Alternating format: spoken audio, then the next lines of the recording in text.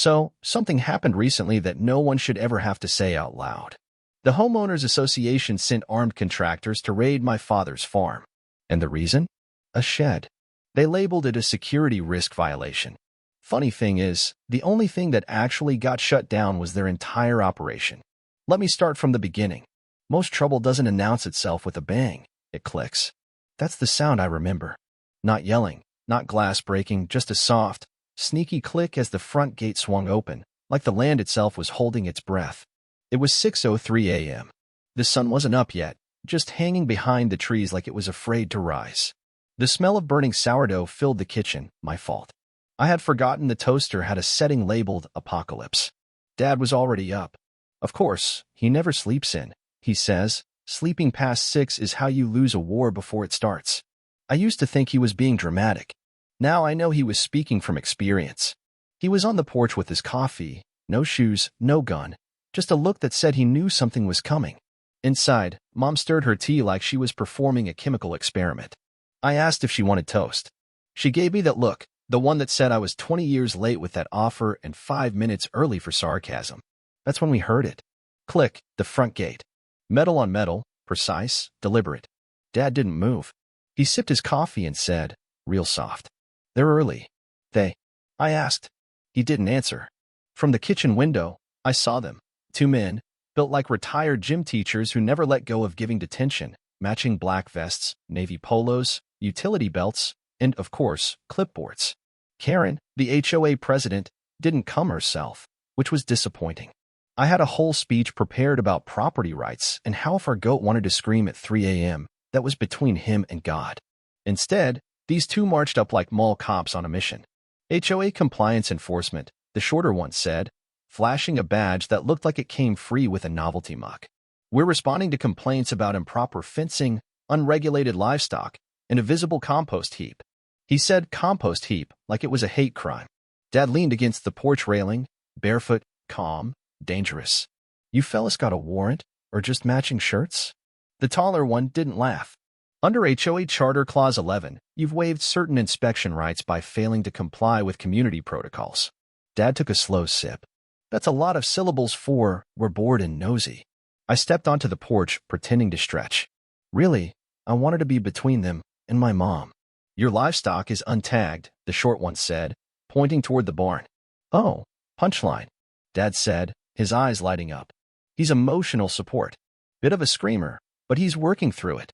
The taller one started walking toward the shed, not a word, not a pause.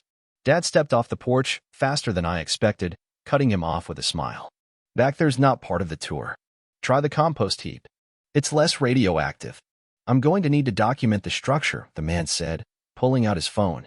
Dad didn't raise his voice. He just said, you don't want to do that. The man paused. Something about Dad's tone, casual, cold, made him hesitate just long enough to notice the ground shift under his boot. He had stepped onto a soft patch, sinking 4 inches into the earth. He yelped, jumping back like the dirt had bit him. Dad offered a smile. Always test the terrain before you charge in. Rookie mistake. The shorter one looked flustered. Sir, if you continue to obstruct. Obstruct? Dad cut in. You showed up uninvited. I offered you pickled onions and compost wisdom. You think that's obstruction? He reached behind a planter and pulled out a jar, holding it like a peace offering. They're good for digestion, he said, and karma. The men backed up, mumbling about violations and further action. The taller one snapped a shaky photo of the goat, punchline, who bleated on cue like he was paid to be difficult. They left without another word. Mom emerged the moment the gate clicked closed. Are you serious? She snapped. You lured them into a trap. It was just a soft patch, Dad said, sipping his coffee. You dug a soft patch, Jim? Nature dug it. I just encouraged her. She glared. We talked about this. No more games. No more quiet wars. He looked at her for a full second. The grin faded slightly. I didn't fire a shot, he said softly. She walked past him without another word. I stayed behind, feeling the tension tighten the air. Why now? I asked. Dad didn't answer directly. He just said, you still got that flashlight I gave you? The tactical one? Yeah. Use it tonight. Don't trust the porch light. And then he walked toward the shed, the one with the rusted roof, the warped door, and the new, shiny military-grade padlock. Not just new, but spotless. I waited until he went back inside. Then I crept over and tried the handle. Locked. But I heard something behind the door, a faint hum, and the sharp smell of old gun oil. Fresh boot prints led away, not ours. And something black and broken lay in the dirt, a piece of plastic, maybe from a lens or scope. That night, I couldn't sleep. Not because I was afraid of the dark, but because I finally realized Dad wasn't, either.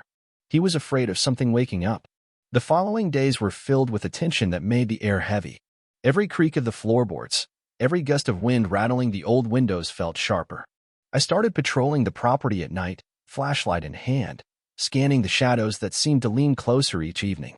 Mom tried to pretend everything was normal. She planted her spring garden, humming tunelessly, but her eyes kept darting to the tree line. Dad spent most of his time reinforcing the fence and checking the perimeter, always with that same grim determination. We weren't just protecting a farm anymore. We were guarding a secret neither of them had fully explained. Then, just after sunset one night, I caught movement by the shed. Two figures, low to the ground, working quickly with what looked like cutting tools. I radioed Dad immediately. Within seconds, he was at my side, silent, calm. "Wait," he whispered. "Let them think they're succeeding." We watched as they breached the lock and slipped inside. Dad moved then, faster than I thought a man his age could move. Within minutes, both intruders were on the ground, zip-tied and cursing. He called the sheriff himself, who arrived with a tired look and a deep frown. "Again, Jim," the sheriff sighed. "This time, make the charges stick," Dad said, handing over evidence, night vision footage, toolkits, and one of the men's wallets full of HOA compliance contractor cards. The sheriff nodded grimly. "Looks like this goes deeper than zoning violations." And just like that, our quiet battle wasn't so quiet anymore. The sheriff took the intruders into custody that night.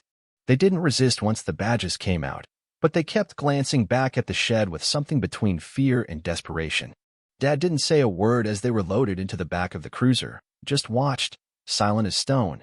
After they were gone, Dad finally spoke. "It's starting." Mom, who had been silent through the whole ordeal, crossed her arms and said, "It's not starting, Jim. It never ended. You just pretended it did." Dad didn't argue. He just turned and walked toward the shed. I followed him, heart hammering. When we got there, he pulled a key from around his neck and unlocked the secondary latch hidden behind the shed's paneling. Inside was something I had only seen glimpses of growing up. Rows of old military crates, sealed metal boxes stamped with codes, and one small safe bolted to the floor. From inside the safe, Dad pulled a folder. It was marked in faded ink, Operation Hollow Nest. He handed it to me without a word. I opened it. Inside were photos, satellite images, blueprints of underground structures, reports stamped with government seals I didn't recognize. Names were blacked out. Coordinates were scribbled in margins. "This isn't about property lines," Dad said. "It's about containment." "Containment of what?" I asked. "A mistake," he said. "One they buried a long time ago and hoped everyone would forget." Mom joined us then, her face pale. She picked up one of the photos, a grainy image of a large facility hidden in a forest. "Is that here?" she whispered. Dad nodded. "Part of it. That night, we made a plan. Not to run. Not to hide. To reveal everything. Ray helped us rig up cameras, backup generators, encrypted cloud uploads. If they came again, the world would know. And they did come. Days later, just before dawn, a convoy rolled up. Black SUVs, contractors in tactical gear. No insignias, no badges. But this time, we were ready. As they breached the gate, every camera we had flipped on. Floodlights blinded them. A pre-recorded message blared through hidden speakers, citing trespassing laws, federal statutes, and warnings about evidence being live-streamed to multiple locations. The contractors hesitated. Their leader, a man with a scar across his jaw, barked orders, but not to press forward. Instead, to fall back. They left without a shot fired. An hour later, news vans started arriving. Someone, maybe Dad, maybe Mom, had leaked the files.